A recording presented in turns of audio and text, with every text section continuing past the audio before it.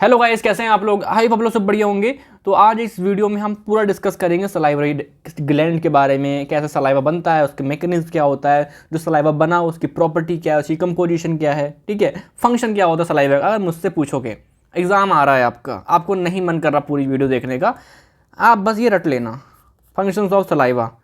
Maximum question यार physiology में function वाले ही आते हैं। बट अगेन अगर आप मेरे से पढ़ने आए हो तो मेरा एक कंसर्न तो है, बच्चे के अच्छे नंबर लाने हैं, लेकिन उससे पहले बच्चे का अच्छा कॉन्सेप्ट करना है। तो प्लीज़ इस वीडियो, जितनी भी लंबी वीडियो होगी 20 मिनट की या उससे कम, उससे ज़्यादा थोड़ा बहुत, प्लीज़ उस पूरी वीडियो को देखना एक बार। उसके बाद एग्जाम टाइम पे फंक्शंस ऑफ सलाइवा आप पे ज़्यादा फोकस रखना, उस हेडिंग पे ज़्यादा फोकस रखना, क्वेश्चन वहीं से आता है ज़्यादातर, प्रॉपर्टी कंपोजिशन इस टाइप से ना, रेगुलेशन। ठीक है, समझ में आता है, बट हम समझेंगे पूरा बेसिक से। आ जाओ तो स्टार्ट करें, बिना टाइम वेस्ट करें, चलो आ जाओ। तो पहले समझते हैं सलाइवरी ग्लैंड। तो हम एनाटमी में भी हमने पढ़ा हुआ है थोड़ा बहुत, इसकी कहाँ पे लोकेशन होती है, वो सब क्या होती है, वो सब हम एनाटमी में ज़्यादा देखते हैं। बट अभी हम मोटा मोटा जानते हैं कि मेजर सलाइवरी ग्लैंड होती है जो बल्क सिक्रीशन कर रही हैं, मतलब 70% आप देखना ये सिक्रीशन कर रहा है, 25% ये सिक्रीशन कर रहा है, 5% ये सिक्रीशन कर रहा है। तो ये बल्क सिक्रीशन कर रहे हैं, आपने खाना खाया उस टाइम पर जो सिक्रीशन निकला, ठीक है। लेकिन आप माइनर सलाइवरी ग्लैंड क्या हो रही, कम मात्रा में लेकिन कंटिन्यूस लुब्रिकेशन दे रही हैं आपके माउथ को, कंटिन्यूस लुब्रिकेशन दे रही हैं। आपने कुछ खाया भी नहीं है, लेकिन अगेन सलाइवा रहता है ना थोड़ा कम मात्रा में, ठीक है, ड्राई माउथ तो हो नहीं जाता ना बिल्कुल, ठीक है। तो वो माइनर सलाइवरी ग्लैंड, ठीक है। तो आ जाओ, मेजर सलाइवरी ग्लैंड के अंदर पहला आता है पैरोटिड, फिर सब मैक्सिलरी या सब मैंडिबुलर ग्लैंड, और फिर सबलिंगुअल ग्लैंड, ठीक है, समझ में आता है। अब यहाँ पे क्या है, पैरोटिड के बारे में हमें जानना है, ये आपकी सबसे बड़ी सलाइवरी ग्लैंड है आउट ऑफ ऑल। सबसे बड़ी कौन सी है? Largest of all salivary gland. अब मेरी बात समझना, ये ना एक्सोक्राइन ग्लैंड होती हैं। अब थोड़ा बेसिक्स पे ले चलता हूँ आपको। एक्सोक्राइन ग्लैंड क्या होती हैं? मतलब मान लो ग्लैंड है, ग्लैंड क्या होती है? जो अपना सिक्रीशन बनाए, ये ऐसी ग्लैंड होती है एक्सोक्राइन, यहाँ लिख देता हूँ हल्का सा। एक्सोक्राइन कौन सी ग्लैंड होती हैं? जिनके पास डक्ट होती है ना, मतलब उन्होंने सिक्रीशन बनाया और उनका साइट ऑफ एक्शन एक डक्ट के थ्रू जाएगा और वहाँ पे एक्शन हो जाएगा, ये एक्शन हो जाएगा। इसे कंपेयर करें एंडोक्राइन में। एंडोक्राइन में क्या होता है गाइज, ये मान लो एंडोक्राइन ग्लैंड है, उसने अपना सिक्रीशन बनाया, हाँ ठीक है बनाया, वो फिर डाला ब्लड में, हाँ ब्लड में गया और ब्लड कहीं जा रहा है, वहाँ पे उसका साइट ऑफ एक्शन है, ठीक है। तो ये होती है आपके एंडोक्राइन, हार्मोन वाली ग्लैंड, समझ में आ रहा है क्या? बट ये आपके सलाइवरी ग्लैंड में डक्ट होती है, तो आपका एक्सोक्राइन। अपने मन में एक आंसर करो, ऐसी कौन सी ग्लैंड बॉडी में है जो दोनों हैं, डुअल है? आंसर करो मन में, आई होप आप कर लोगे, ठीक है। चलो आ जाओ, है ना, चलो आ जाओ स्टार्ट करते हैं, ठीक है। ये हो गया, तो यहाँ पे डक्ट का नाम लिखा हुआ है जस्ट, स्टेंसन डक्ट। यहाँ पे क्या है? वाटन्स डक्ट। यहाँ पे क्या है? स्मॉलेस्ट सलाइवरी ग्लैंड है। यहाँ पे क्या है? पास से डक्ट ऑफ रिंगविनस भी खुलती है, या फिर एक बड़ी डक्ट होती है बार्थोलियन डक्ट, ये भी खुलती है, ये दोनों खुलती हैं, ठीक है। समझ में हमको आ रहा है क्या? Sublingual gland. तो इनका ये सब जानना एमसीक्यू के लिए इंपॉर्टेंट है, बट हमें समझ में आ गया एक मेजर ग्लैंड होती है, कुछ ये सेट ऑफ कुछ माइनर ग्लैंड होती हैं, ठीक है। आ जाओ, अब ये क्या है, अब मैं समझाता हूँ आपको स्ट्रक्चर ऑफ सलाइवरी ग्लैंड, थोड़ा समझते हैं। तो मैंने क्या बोला आपसे, एक बेसिक स्ट्रक्चर में पता है कि कोई ऐसी चीज़ होगी जो कुछ बना रही होगी, सिक्रीशन बना रही होगी, और एक पाइप होगा जो उस सिक्रीशन को डिलीवर कर रहा होगा। ये तो बिल्कुल बेसिक है। तो उस स्ट्रक्चर को कैसा होता है वो स्ट्रक्चर, ठीक है, वो देखने जा रहे हैं हम लोग, वो देखने जा रहे हैं। तो एक होता है आपके पास एसिनस, ये जहाँ पे सिक्रीशन वगैरह बन रहा है, ठीक है, एसिनस, ये रहा एसिनस, है ना, ऐसे यहाँ पे एसिनस, ऐसे यहाँ पे एसिनस, ठीक है। और फिर ये क्या है सिस्टम, ये बहुत सारे एसिनस एक डक्ट में मिल रहे हैं, फिर ये डक्ट मिल रही है, फिर इससे मिल रहा है, फिर एक कॉमन पूरा मिलके बन रहा है, ठीक है। मतलब एक आपने देखा होगा, आपने अगर यहाँ नहीं देखा इमेज, आपने लंग्स में देखा होगा ना, सब कुछ मिलते रहते हैं एकदम इस तरीके से, तो वही चीज़ यहाँ पर हो रही है। जैसे जो एसिनस से निकल रही है डक्ट, उसे मैंने क्या बोला, इंटरकैलेटेड डक्ट, ठीक है। और जब बहुत सारी इंटरकैलेटेड मिलेंगे तो बनेगी इंटरलोबार डक्ट, जब बहुत सारी इंटरलोबार डक्ट मिलेंगे तो इंट्रालोबुलर डक्ट, और बहुत सारी इंट्रालोबुलर डक्ट मिलेंगी तो बनेगी मेन डक्ट, और ये जाके माउथ में खुलेगी। तो दैट्स ऑल आर डक्ट, ठीक है, इतना सिंपल रखो। अब यहाँ पे सुनो मेरी बात, ये क्या है, इसे बोलते हैं एसिनस। ये क्या है गाइज, इसे बोलते हैं एसिनस। ये क्या है गाइज, इसे बोलते हैं एसिनस, ठीक है। ठीक है, यहाँ पे क्या है आपका, एसिनार सेल्स हैं ये, है ना, क्यूबाइडल, एक सेकेंड, है ना, ठीक है, ठीक है। चलो, अब ये जो एसिनार सेल्स होते हैं, ये दो टाइप के हो सकते हैं। म्यूकस सेल हो सकते हैं, मतलब मान लो ये वाले सेल मान लो म्यूकस है ना, पिंक वाले मैंने बोला म्यूकस। क्यों म्यूकस होते हैं? यहाँ देखो, म्यूकस सेल मतलब कि ये ना कुछ थिक सिक्रीशन करेंगे, मतलब ये म्यूसिन का सिक्रीशन करेंगे, मतलब इनका जो काम होगा वो माउथ में लुब्रिकेशन देना का होगा, है ना, मेरा जो खाना खा रहा हूँ वो आराम से गटक लूँ, है ना, सॉलो कर लूँ। तो ये सब काम क्या म्यूकस सेल क्या करता है, सिक्रीशन को थिक करता है। थिक क्यों करता है, बिकॉज ये सिक्रीशन में क्या ऐड करता है, म्यूकिन ऐड करता है, ठीक है। चलो, और कुछ सेल्स होंगे, मान लो ये ऑरेंज कलर वाले, उसे बोलेंगे सीरस सेल, मतलब वो वाटर सिक्रीशन, उसमें एंजाइम्स होंगे, लाइक आपको टाइलिन अल्फा एमाइलेज, जो कि आपका कार्बोहाइड्रेट को डाइजेशन करेगा, ठीक है। अमाइलेज सुना होगा ना, सलाइवरी अमाइलेज, वो कहाँ से आ रहा है, वो आपका सीरस सेल से आ रहा है। तो मैंने क्या बोला, acinar cells are the anatomical figure, वो आपका एक एनाटॉमिकल कि मतलब ये जो सेल्स दिख रहे हैं एसिनस में, इसे बोला एसिनर सेल्स। बट उसको मैंने बोला acinar cells are of two type, आपके म्यूकस सेल हो सकते हैं, आपके सीरस सेल हो सकते हैं, ठीक है। ये जो डिवीजन है is basis on function, is basis on physiologically, समझ में आ रहा है क्या, ठीक है। तो सीरस सेल हमें समझ में आता है वाटर सिक्रीशन कर रहा है, contain a very important enzyme, है ना। और ये क्या है आपका म्यूकस सेल थिक सिक्रीशन करता है, ठीक है जी। अब मेरी बात समझो, हमारे पास कुछ ग्लैंड थी, मेजर की बात करेंगे यहाँ बस, है ना, लाइक पैरोटिड के पास जो एसिनार होंगे, जो ये सेल्स हैं, ये सारे के सारे कैसे होंगे, सीरस सेल होंगे। तो पैरोटिड ग्लैंड आपका वाटर सिक्रीशन करेगा, क्यों, क्योंकि सारे के सारे सेल कैसे हैं, सीरस सेल्स हैं, ठीक है ना। अब कुछ माइनर्स ग्लैंड होती हैं, like buccal gland, palatal gland, वहाँ पे सिर्फ और सिर्फ म्यूकस वाले सेल हैं, तो उसे बोला म्यूकस ग्लैंड। और ये होती है सब मैंडिबुलर और सब लिंगुअल, वहाँ पे दोनों टाइप के। जैसे मैंने एक डायग्राम बनाया है, यहाँ पे आपको ये वाले, मैंने पिंक वालों को बोला मैंने एक बार के लिए क्या, म्यूकस सेल, और ऑरेंज वालों को बोला मैंने क्या बोला मैंने बताओ, आपका सीरस सेल। तो दोनों एक ही उसमें मिल रहे हैं, तो दे आर मिक्स्ड ग्लैंड। तो इसमें कौन आता है, दोनों, सब मैंडिबुलर और सब लिंगुअल। इज इट क्लियर, ठीक है। चलो, और ये क्या है, अभी मैं बात करूंगा आपको, सलाइवा में ये होता है, सलाइवा में ये आयन आया, यहाँ से आया, इसमें ये कहाँ से आया, मैकेनिज्म क्या है ना, तो वो समझते हैं एक बार, ठीक है। Mechanism of secretion I don't think कि इंपॉर्टेंट है एग्जाम पॉइंट ऑफ व्यू से, बट जल्दी देख लोगे समझ में आ जाएगा, ठीक है। चलो आ जाओ, मैकेनिज्म ऑफ सिक्रीशन। तो मैकेनिज्म ऑफ सिक्रीशन दो लेवल पे होता है, एक होता है प्राइमरी सिक्रीशन, एक होता है आपका सेकेंडरी सिक्रीशन, ठीक है। प्राइमरी सिक्रीशन कहाँ हो रहा है आपका, इस लेवल पे, ल्यूम एसिनार पे, है ना, और बाद में कहाँ होगा, डक्ट में होगा, तो अभी छोड़ो, अभी यहाँ देखो, चलो मुझे बताओ, पहले इमेज समझते हैं। इमेज में आपको ये जो दिख रहा है ये क्या है, ये कुछ नहीं है, मैंने इस हिस्से को पीछे बनाया है, ठीक है, इस हिस्से को पीछे बनाया है, ठीक है जी, समझ में हमको आ रहा है क्या, हाँ, है ना, कहाँ गया ये रहा, ओके। तो आपको जो बीच में ये दिख रहा है इसे क्या बोलते हैं, ल्यूमन है भाई, है ना, ल्यूमन है ये, ठीक है, ल्यूमन है, ओके। और ये क्या सेल्स हैं, ये आपके एसिनार सेल्स हैं, कुछ भी हो सकता है, म्यूकस हो सकता है या फिर सीरस हो सकता है, ठीक है, मान लेंगे बात। आप समझते हैं कि कैसे कैसे यहाँ पे, और ये क्या है बताओ, ये ब्लड वेसल है यार, बिल्कुल सही बात है। जो सिक्रीशन बन रहा है वो at the end of the day, जो आयंस आ रहे हैं, सब कुछ आ रहा है, वो कहाँ से आ रहा है, वो ब्लड से, प्लाज्मा से तो आ रहा है। चलो ठीक है, अब आ जाओ पहला स्टेप समझते हैं कैसे कैसे होगा। तो एक रूल होता है, जो सोडियम पोटेशियम पंप होता है वो आपका बेसोलेटरल साइड पे होता है। देखो, अरे यार थोड़ा टर्म आ रही है बट कोई बात नहीं।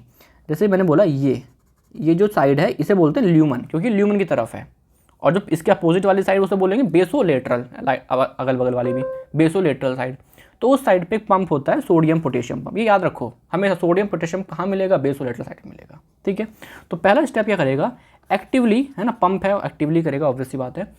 ये सोडियम को बाहर फेंक रहा है और पोटेशियम को अंदर ला रहा है, सोडियम को बाहर फेंक रहा है और पोटेशियम को अंदर ला रहा है। पहला स्टेप पढ़ो यहाँ पे, basolateral sodium potassium ATPase pump sodium out, है ना, सोडियम को बाहर फेंका, जिससे क्या हुआ, सोडियम अंदर कम हो गया, इस सेल के अंदर सोडियम कम हो गया, मान ली बात, ठीक है। जिस वजह से यहाँ पे को ट्रांसपोर्ट होता है ना, सोडियम पोटेशियम 2 क्लोराइड को ट्रांसपोर्ट वो एक्टिवेट हो गया, है ना, और जिससे क्या हुआ, क्लोरीन भी अंदर आया और आपका सोडियम एंड पोटेशियम भी अंदर आया।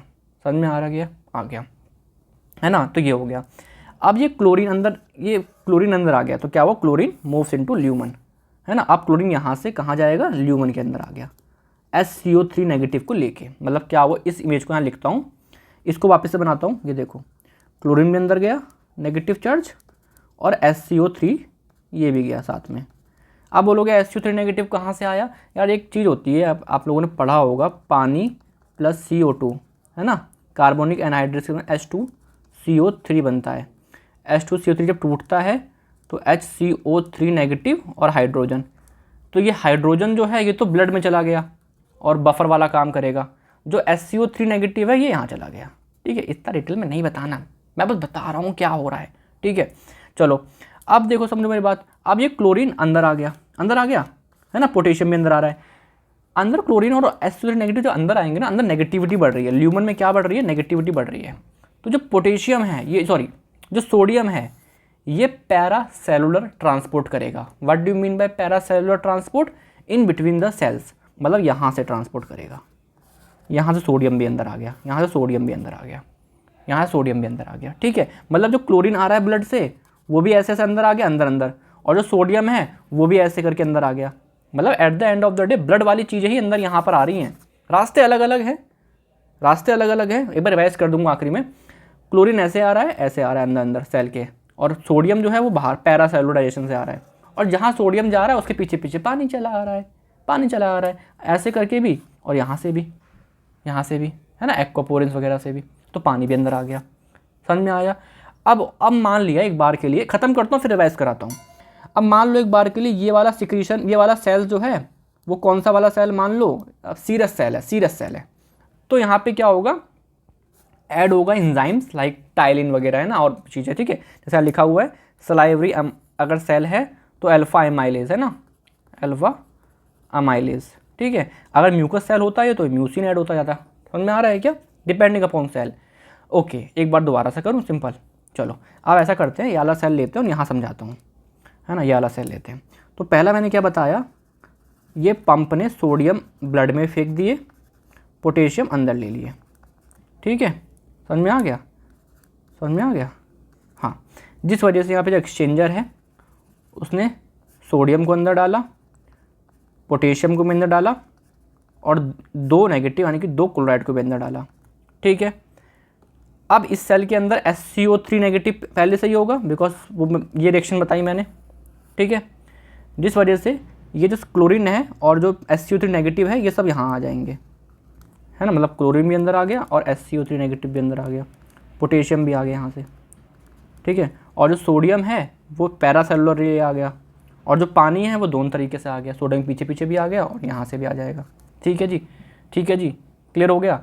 अब ये वाला सोल्यूशन बना है, ये वाला सिक्रीशन बना है, ये आप देखना मोटा मोटा आपका आइसोटोनिक सलाइवा है। मतलब जो आपकी कंसंट्रेशन यहाँ पर है ब्लड में है वो यहीं मिलेगी, बस देखो ना, सोडियम यहाँ से ऐसे आ रहा है, क्लोरीन ऐसे ऐसे आ रहा है, मोटा मोटा सेम मिल रहा है ना। और जो सिक्रीशन है वो क्या है, किस में रिच है? सोडियम और क्लोरीन में रिच है। ठीक है, ये होता है आपका प्राइमरी सिक्रीशन। आराम से पढ़ना, बहुत आराम से समझाया है, वापस बताने का सेंस नहीं है, बिकॉज एग्जाम में बहुत कम देखा है, मतलब देखा ही नहीं है। चलो आ जाओ, अब देखते हैं अब नेक्स्ट स्टेप क्या है। ये सिक्रीशन आगे बढ़ रहा है।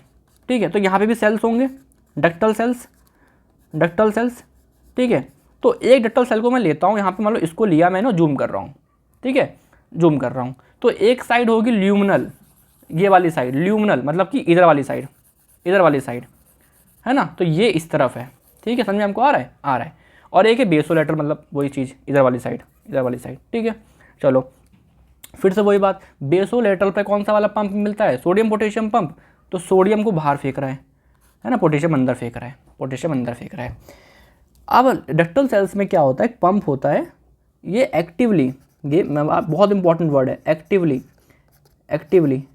क्या कर रहा है, आपका सोडियम को खींच रहा है, ल्यूमन से खींच रहा है, मतलब यहाँ से सोडियम को खींच रहा है, लिख लो मोटा मोटा ऐसे, सोडियम को खींच रहा है। ठीक है, हाइड्रोजन दे रहा है बदले में, और दूसरा वाला पंप क्या कर रहा है इस तरीके से कि हाइड्रोजन वापस आओ, पोटेशियम दे रहा है, मतलब क्या हुआ, पोटेशियम भी ऐड कर दिया, सोडियम लिया, पोटेशियम ऐड कर दिया, हाइड्रोजन बस हेल्प कर रहा है। ठीक है, हाइड्रोजन क्या कर रहा है, देखो हाइड्रोजन का एक्सचेंज ही हो रहा है ना, छोड़ो इसको। ठीक है, और यहाँ पे क्या हुआ, क्लोरीन को भी अंदर खींच लिया, बदले में HCO3 नेगेटिव दे दिया, HCO3 नेगेटिव दे दिया। मतलब मोटा मोटा हुआ क्या, सोडियम भी खींच लिया, क्लोरीन भी खींच लिया। तो ये सोल्यूशन क्या बन जाएगा, हाइपोटोनिक सिक्रीशन बन जाएगा। मतलब जो हाइपोटोनिक मतलब लेस कंसंट्रेशन देन दी प्लाज्मा वाला, है ना, प्लाज्मा वाला। समझ में आ रहा है क्या? तो ये होता है आपका यहाँ पे, समझ में आ गया। पानी वगैरह यहाँ पे ऐड नहीं होता इस वाले में, ये जो डक्टल सेल्स हैं आपके वो इम्परमेबल टू वाटर है, यहाँ पानी वगैरह ऐड नहीं होता, बस और आयंस को वापस खींच लिया जाता है। तो ये मैंने बताया यार, आई होप समझ में आया होगा। 15 मिनट चले गए बट ठीक है, समझ में आ गया, ठीक है। अब आते हैं कंपोजिशन। ये सब कुछ होने के बाद क्या बचता है सलाइवा में, 99.5% पानी और बाकी चीज़ें जो सॉलिड और गैस आयंस वगैरह देखेंगे, ठीक है। तो पानी है, ऑब्वियस सी बात है यार, पानी है, बाकी सॉलिड्स हैं। सॉलिड्स में भी ऑर्गेनिक एंजाइम्स होंगे और अदर सब्सटेंस जो हेल्प करेंगे, ठीक है। अगर मैं पूछूं आपसे म्यूसिन कौन से वाले सेल से आ रहा है, आपका म्यूकस वाले सेल से आ रहा है ना, ठीक है। और ये कहाँ से आ रहा है, ये आपका सीरस वाले सेल से आ रहा है, ठीक है। इन सब के अपने अपने अपने अपने अपने काम होंगे, ये इनके अपने काम होंगे, ठीक है। कुछ देखेंगे फंक्शंस के अंदर। आयंस हैं बहुत सारे बहुत सारे बहुत सारे, लेकिन मोटा मोटा क्या रखना है कि सोडियम और क्लोरीन कहीं ना कहीं डक्टल सेल्स ने वापस से क्या कर लिया, रीएब्जॉर्ब कर लिया, जिसकी वजह से हमें हाइपोटोनिक मिलेगा एज कंपेयर टू प्लाज्मा, है ना, ठीक है। चलो गैसेज हो गई है ना, चलो आ जाओ। नॉर्मली क्या होता है, ग्लूकोज एब्सेंट रहता है सलाइवा में, बट डायबिटीज़ में वो आ जाता है तो एक्सक्रीशन हो रहा है वहाँ से। चलो प्रॉपर्टी ऑफ सलाइवा, तो एक हेल्दी इंसान क्या होगा 1 लीटर से लेकर 1.5 लीटर पर डे बनाता है। एक्चुअली यार पता है गर्मी आ गई फिर से, और गर्मी मतलब पंखा बंद में वीडियो मतलब पसीना। चलो पीएच एल्कलाइन रहता है थोड़ा सा, ठीक है। आ जाओ यहाँ पे स्पेसिफिक ग्रेविटी, यहाँ पे क्या हुआ 1.002 1.0012, मतलब कि प्लाज्मा से कम है, ठीक है। और आपका ब्लड से कम है, आपका ये क्या हाइपोटोनिक रहता है प्लाज्मा से, है ना। देखा हम लोगों ने डक्टल सेल ने वापस से रीअब्जॉर्ब कर लिया और पानी ऐड नहीं करा तो हाइपोटोनिक हो गया। अब आते हैं functions of saliva, easy topic, कुछ भी नहीं है, मैं क्या बताऊँ इसमें। Preparation for the food for saliva, देखो जो म्यूसिन निकलता है वो हेल्प करता है लुब्रिकेशन में, और जितना लुब्रिकेशन होगा उतना गटकने में भैया फ़ायदा होगा बोलस को, खाने को, है ना। एप्रिशिएटेड ऑफ टेस्ट, तो जो भी खाना होता है उसके ऊपर एंजाइम एक्ट करते हैं, उन्हें थोड़ा सा डाइजेस्ट करते हैं तो हमारे टंग बर्ड में लगते हैं, टेस्ट बर्ड में लगते हैं तो हमें स्वाद आता है फिर, ठीक है। प्रोटीन का हमें स्वाद क्यों नहीं आता, बिकॉज सलाइवा में ऐसा कोई एंजाइम नहीं जो प्रोटीन को डाइजेस्ट करे, तो वो टेस्टलेस रह जाते हैं, ठीक है। डाइजेस्टिव फंक्शन आप देखना, सलाइवरी एमाइलेज होता है जो आपके कार्बोहाइड्रेट को किस में कन्वर्ट करता है, माल्टोज में। अब ऐसा नहीं कि यही सारा हो गया, नहीं, आगे चल के और भी होगा, यहाँ पे तो बहुत कम परसेंटेज में होगा, ठीक है। लिंगुअल लाइपेज होता है जो डाइजेस्टेड मिल्क फैट को डाइजेस्ट करता है। मिल्क फैट ही क्यों बोल रहा हूँ यहाँ पे मैं, क्योंकि वो इमल्सिफाइड होता है यार। इमल्सिफाइड का मतलब बताऊँ, मान लो ये बड़ा फैट है, ये नॉन इमल्सिफाइड है। इमल्सिफाइड मतलब इसके छोटे छोटे छोटे छोटे छोटे छोटे टुकड़े, एक रोटी के बहुत सारे टुकड़े कर दो तो क्या है वो इमल्सिफाइड रोटी है ना। छोड़ो, आ जाओ। क्लीनिंग एंड प्रोटेक्टिव फंक्शन है, तो माउथ एंड टीथ में कोई भी खाना वाना जमा रह जाए उसे निकाल देते हैं, ये सब चीज़ें होती हैं यहाँ पे। Mucosal IgA, mucosal immunity, lactoferrins, lysozyme, ये सब क्या है, एंटी माइक्रोबियल प्रॉपर्टी है। रोल इन स्पीच, सिंपल सी बात है, आप बहुत देर से मैं पढ़ा रहा हूँ तो मेरा मुंह सूख रहा है, मुझे बोलने में दिक्कत हो रही है, और क्या पता मैं कुछ और बोल जाऊँ, है ना, हल्का सा कुछ बोलना चाहूँ कुछ और निकल जाए मुझसे, हो जाता है ना। बट सलाइवा रहेगा, पानी पीता रहूँगा, सलाइवा बनता रहेगा तो सही रहेगा। चलो एक्सक्रीटरी फंक्शन, तो यू बहुत चीज़ें निकलती हैं यहाँ से, लाइक जैसे यहाँ पे पिछले केस में लिखा था कि डायबिटीज़ वाला होगा तो वहाँ पे पैथोलॉजिक ग्लूकोज निकले। ग्लूकोज होता है क्या, कहीं देखा है मैंने ग्लूकोज, कहीं दिखाया है ग्लूकोज, नहीं, बट जब डायबिटीज़ मिलाइटिस केस में ग्लूकोज भी आने लगता है, ठीक है। चलो ये सब हो गया, है ना। यूरिया वगैरह का लेवल बढ़ जाता है इसके अंदर। Regulation of body temperature, body temperature वाला इतना हमारे अंदर वो नहीं है, लेकिन हमारे पास स्वेट ग्लैंड होती है, बाकी एनिमल्स के अंदर होता है। रेगुलेशन ऑफ वाटर बैलेंस, तो अब ज़्यादा पानी पियोगे तो सलाइवा ज़्यादा बनता है, तो पानी वहाँ से बैलेंस हो गया। कम पानी पियोगे तो कम सलाइवा बनेगा, तो बैलेंस हो गया, वाटर बैलेंस, ठीक है। ये फंक्शंस हैं यार, इन ना हेडिंग को याद रखना, क्योंकि at the end of the day आपको एग्जाम देना है। मैंने कॉन्सेप्ट बढ़िया कर दिया, आपको समझ में आ गया, मज़ा आ गया, बहुत काम देगा आपको आगे, काम देगा इन टर्म ऑफ नॉलेज भी, और इन टर्म ऑफ कि आप चीज़ों को ना आगे चल के समझने का ट्राई तो करोगे कम से कम, ठीक है। बाकी जो एग्जाम में तो यही आने वाला है। आ जाओ आगे बढ़ते हैं। रेगुलेशन ऑफ सलाइवरी सिक्रीशन, देखो ये ना आपका हार्मोन से कंट्रोल नहीं होने वाला। अभी हम देखेंगे गैस्ट्रिक सिक्रीशन आपका नर्वस भी कंट्रोल करता है, आपका हार्मोन भी कंट्रोल करता है, बहुत सारे निकलेंगे, बट ये आपका नर्वस मैकेनिज्म ही है। यहाँ पे रिफ्लेक्स काम करता है, यहाँ पे रिफ्लेक्स काम करता है, मतलब आपने खाना खाया, सलाइवा निकला, आपने मतलब रिफ्लेक्सली वो हो रहा है वो, ठीक है, ठीक है, समझ में हमको आ रहा है क्या। तो ये नर्वस मैकेनिज्म है, यहाँ पे हार्मोन कोई रोल नहीं होगा। नर्वस में भी क्या, आपके ऑटोनॉमिक नर्वस सिस्टम है ना, ऑटोनॉमिक नर्वस सिस्टम दो टाइप का है, पैरासिम्पैथेटिक और सिम्पैथेटिक, है ना। चलो तो एक बार देखते हैं कि कौन कौन सी फाइबर्स नर्व कैसे कैसे कर रही हैं, कैसे कैसे इनर्वेट कर रही हैं, पहले वो देखते हैं, फिर इनका फंक्शन देखेंगे जो कि इंपॉर्टेंट है as per the physiology. As per the physiology. जो मैं ये बताने वाला हूँ ये आप एनाटॉमी में बहुत अच्छे से पढ़ोगे यार, बहुत अच्छे से पढ़ोगे, तो बहुत इंपॉर्टेंट टॉपिक है सलाइवरी ग्लैंड, लॉन्ग क्वेश्चन आता है। चलो तो मैं समझाता हूँ पैरासिम्पैथेटिक फाइबर कैसे आपका इनर्वेट कर रहे हैं, ठीक है। चलो समझाते हैं। तो हमारी जो स्टेम सेल्स होती है ब्रेन में, वहाँ पे होता है सुपीरियर साल्वेटरी न्यूक्लियाई, है ना, सुपीरियर साल्वेटरी न्यूक्लियाई, ठीक है। तो यहाँ से क्या आ रहा है, एक नर्व गई गैंग्लियन बनाया, उसको मैंने बोला सब मैंडिबुलर गैंग्लियन, जहाँ से नर्व गई आपका क्या हुआ, सबलिंगुअल को और सब मैंडिबुलर ग्लैंड को सप्लाई कर दिया, है ना। तो यहाँ पे जो नर्व होगी वो कौन सी होगी, ग्लोसोफ्रेंजियल, है ना, सॉरी यहाँ पे होगी फेशियल नर्व होगी, है ना, फेशियल नर्व। अब फेशियल नर्व नहीं, फेशियल नर्व की सब फर्दर ब्रांचेज होती हैं, क्वाड्रा टिम्पैनी वगैरह करके, उतना डिटेल में नहीं जाना हमको, बस आप फेशियल नर्व याद रखो, ठीक है।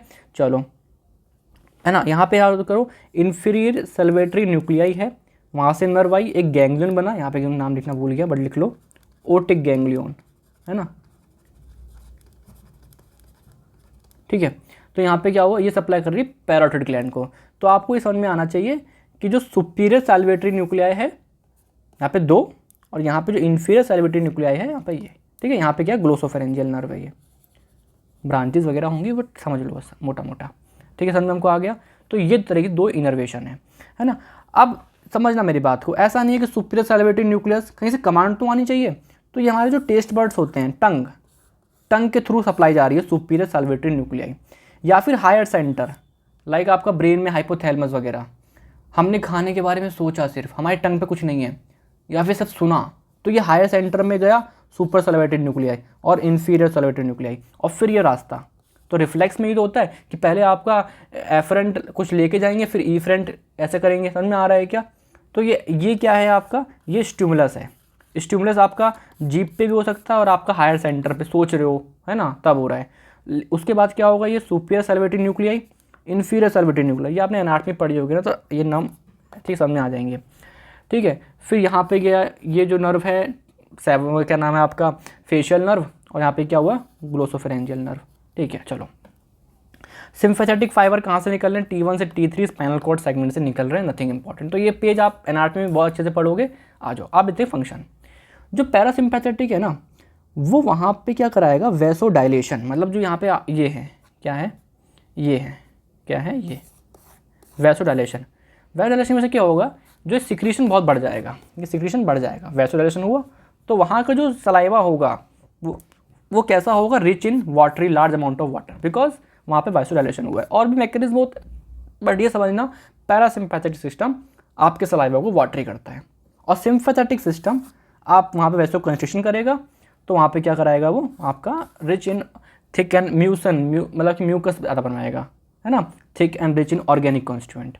तो ये हो गया, दोनों ही सलाइवा बढ़ा रहे हैं, दोनों ही सलाइवा इंक्रीज कर रहे हैं, बट ये वाटरी वाला और ये थिक वाला, ठीक है, समझ में हमको आ गया, ठीक है। ये इनके न्यूरोट्रांसमीटर है मेन, एसिटाइलकोलिन और नॉरएड्रेनालिन, ठीक है।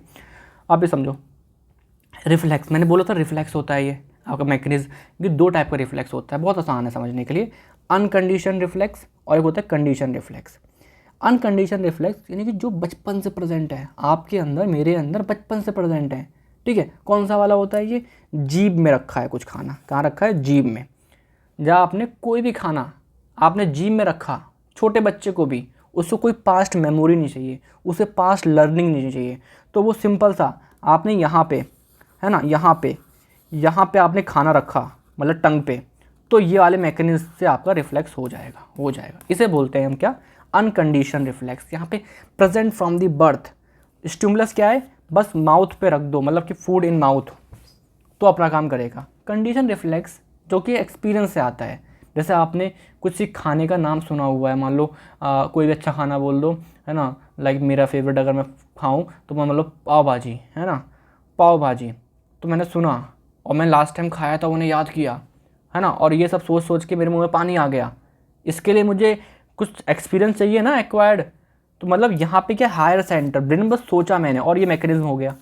ये रिफ्लेक्स 2 तरीके समझ में आ रहा है, अनकंडीशन रिफ्लेक्स जहाँ पे मुझे प्रेजेंट फ्रॉम द बर्थ मेरे मुंह में खाना आना चाहिए, और कंडीशन रिफ्लेक्स जो कि मैं बस देख रहा हूँ खाने को, या सोच रहा हूँ खाने के बारे में, या सुना है मैंने खाने के बारे में, सूंघा है मैंने खाने को, जब काम हो रहा है। तो कंडीशन रिफ्लेक्स में जो स्टिमुलस जा रहा है वो हायर सेंटर से जा रहा है ना, और अनकंडीशन वाले में मैंने खाना खाया, जीभ में रखा है, उससे जा रहा है। आई होप क्लियर होगा। 25 मिनट की वीडियो है और मुझे लगता है मैंने सलाइवरी सिक्रीशन के बारे में आपको बहुत बहुत बहुत सारी नॉलेज दी है और आई होप आपको मज़ा आया होगा।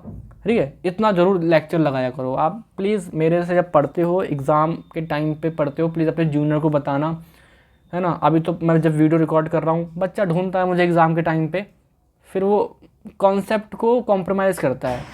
एंड प्लीज़ प्लीज़ प्लीज़ अपने जूनियर्स को, अगर आपको लेट मिला है मेरे चैनल, अपने जूनियर्स को बताना यार किस तरीके से पढ़ो। उस सबसे कुछ नहीं होगा एग्ज़ाम में पढ़ के। आखिरी में मेरे लेक्चर देखोगे, एग्ज़ाम में बहुत अच्छे नंबर आएंगे, एग्ज़ाम टाइम में देखोगे तब भी बहुत अच्छे नंबर आएंगे, बट अगर पहले देखोगे ना तो इंटरेस्ट भी आएगा सब्जेक्ट में, मज़ा भी आएगा, क्लास में डिस्कशन भी कर सकोगे। ठीक है जी, चलो गाइस, थैंक यू, बाय।